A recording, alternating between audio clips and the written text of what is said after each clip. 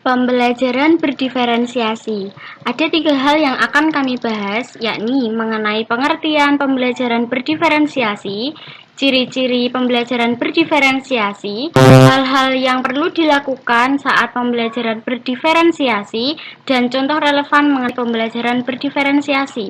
Yang pertama, yakni pembelajaran berdiferensiasi. Pembelajaran berdiferensiasi adalah usaha untuk menyesuaikan proses pembelajaran di kelas untuk memenuhi kebutuhan belajar siswa sebagai individu. Atau bisa dikatakan juga bahwa pembelajaran berdiferensiasi ini adalah pembelajaran yang memberikan keleluasaan dan mampu mengakomodir kebutuhan siswa untuk meningkatkan potensi dirinya sesuai dengan kesiapan belajar, minat, dan profil belajar siswa yang berbeda-beda. Pembelajaran berdiferensiasi sejatinya adalah sebuah siklus untuk mengenal siswa dan keragamannya dan merespon dengan membedakan instruksi pengajaran. Nah, ketika guru terus belajar untuk mengenali keberagaman siswanya, maka pembelajaran yang profesional, efektif, dan menyenangkan akan terwujud. Untuk pembelajaran berdiferensiasi, itu juga sebuah siklus untuk menyesuaikan proses pembelajaran di kelas untuk memenuhi kebutuhan belajar siswa sebagai individu. Ada beberapa karakteristik dasar yang menjadi ciri khas dari pembelajaran diferensiasi. Ciri-ciri tersebut dapat dilihat pada ulasan berikut ini. Yang pertama, bersifat proaktif. Bersifat proaktif artinya sejak awal pembelajaran, guru secara aktif sudah mengantisipasi kelas yang akan diajarnya. Caranya adalah dengan merencanakan pembelajaran yang berbeda-beda untuk setiap siswanya. Yang kedua, menekankan kualitas daripada kuantitas. Kualitas dari tugas yang dikerjakan siswa menjadi fokus utama pada pembelajaran diferensiasi daripada kuantitas tugas yang diberikan. Jadi, bukan berarti siswa yang sudah selesai mengerjakan tugasnya akan diberikan lagi tugas tambahan yang sama, tapi siswa tersebut akan diberikan tugas lain yang berbeda agar dapat menambah keterampilannya. Yang ketiga, berakar pada asesmen. Dalam pembelajaran diferensiasi, guru selalu melakukan berbagai asesmen untuk mengetahui kondisi dan tingkat pemahaman siswa pada setiap pembelajaran. Nantinya, hasil asesmen ini akan menjadi umpan balik untuk guru agar dapat menyesuaikan pembelajaran sesuai dengan kebutuhan siswa. Yang keempat, menyediakan berbagai pendekatan. Ciri-ciri pembelajaran diferensiasi berikutnya adalah menyediakan berbagai pendekatan dalam konten, proses pembelajaran, produk yang dihasilkan, dan juga lingkungan belajar. Yang kelima, berorientasi pada peserta didik. Dalam hal ini, tugas yang diberikan kepada siswa disesuaikan dengan tingkat pengetahuan awal mereka terhadap materi yang akan diajarkan, sehingga guru perlu merancang pembelajaran yang sesuai dengan tingkat kebutuhan siswanya. Yang keenam, campuran dari pembelajaran individu dan klasikal. Pembelajaran diferensiasi merupakan campuran dari pembelajaran individu dan klasikal. Hal ini bisa dilihat dari penerapannya di dalam kelas, di mana guru memberikan kesempatan pada siswa untuk belajar bersama-sama secara klasikal, tapi bisa juga belajar secara individu. Yang ketujuh, bersifat hidup. Bersifat hidup artinya adanya kolaborasi terus-menerus antara guru dengan siswa, termasuk dalam hal maupun individu. Guru mengawasi bagaimana pelajaran dapat cocok dengan siswa dan bagaimana penyesuaiannya.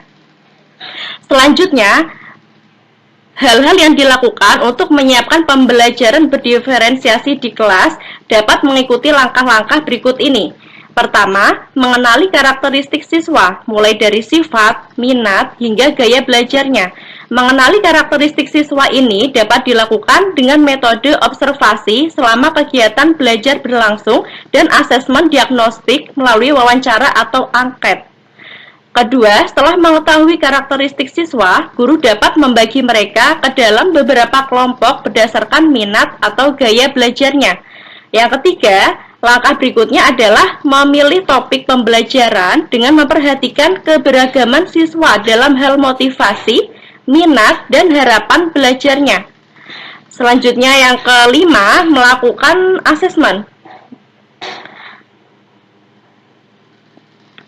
Berikan siswa pilihan terkait tugas yang akan dikerjakan, metode pembelajaran, dan media pembelajaran yang akan digunakan. Kemudian, guru melakukan asesmen di awal pembelajaran untuk mengetahui sejauh mana siswa memahami materi pelajaran yang akan dipelajari, sekaligus mengukur kesiapan siswa terhadap tujuan pembelajaran.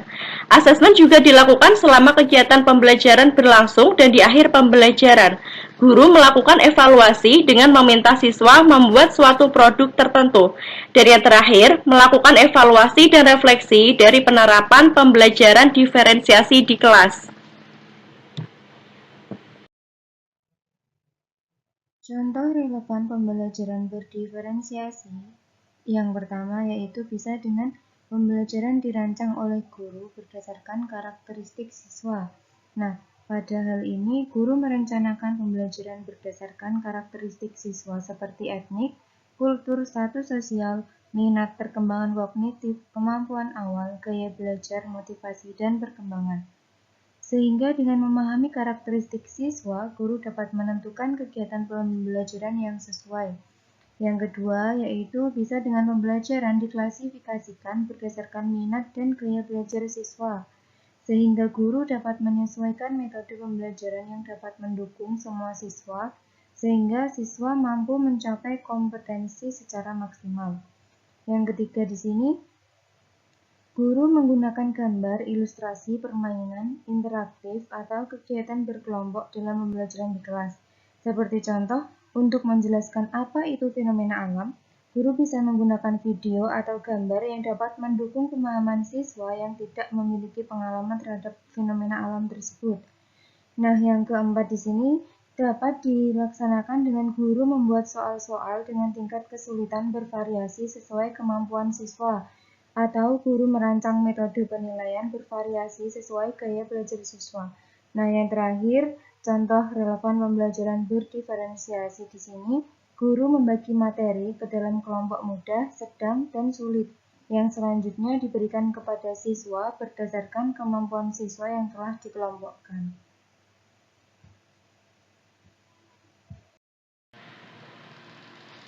Sekian dan terima kasih mengenai pemaparan materi dari kami dan hasil diskusi mengenai pembelajaran berdiferensiasi.